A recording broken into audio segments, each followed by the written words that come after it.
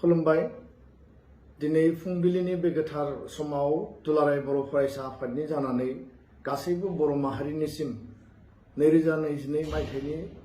1 जानुवारि बे गोदान बोसोरनि गाहाम हामलायनायखौ बावहरदों। लोगोसेयैनो मागो दमासिबो फैगासिनो दङ आरो बे मागो दमासिनि थाखायबो गासै बर' सुबुं माहारिनो गाहाम हामलायनायखौ बावहरदों। मिजिंथियो 2021 मायथाइ आरो 2020 मायथाइयाव सुबुं माहारिया कोविड महामारिनि थासारिजों साग्लोबजानानै जों गोबां मोगा-मोगि जानो गोनां जाबाय।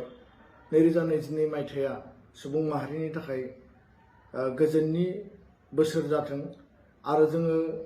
शान्ति आरो खौसेथिनि गेजेरजों बर' माहारिखौ अराय जोङो बेंना लाखिनो हाथों आरो गासै बिथिङाव बर' माहारिखौ जौगानायनि थाखाय दुलाराय बर' फरायसा आफादा माहारि सिबिनाय माहारिखौ जोङो गोजौआव लांनाय आरो लोगोसे गेरेमसा माहारि दानायनि जायफोर हाबाफारि लादों बर' सुबुङा साफ्रोमबो जोंखौ मदद होगोन आरो बेयाव बाहागो लागोन।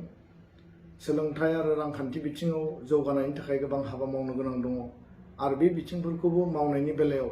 गुनगोनां सोलोंथाइ, गोग्गो सोलोंथाइ आरो साफ्रोमबो मोनफ्रोमबो न'खरनि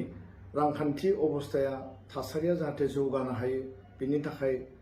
गासै बिथांखिफोरखौ लानानै मोनसे रिभलिउसन जोङो लाबोफिननांगोन आरो बे बिथिङावबो दुलाराय बर' फरायसा आफादा हाबा मावगासिनो दङ। बिटिआर सुक्तिनि मोनफ्रोमबो दफाया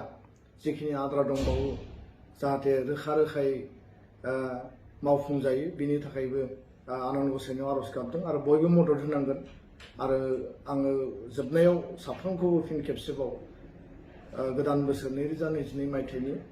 फिन गोसो गोरबोनि दुलाराय बर' फरायसा आफादनि जानानै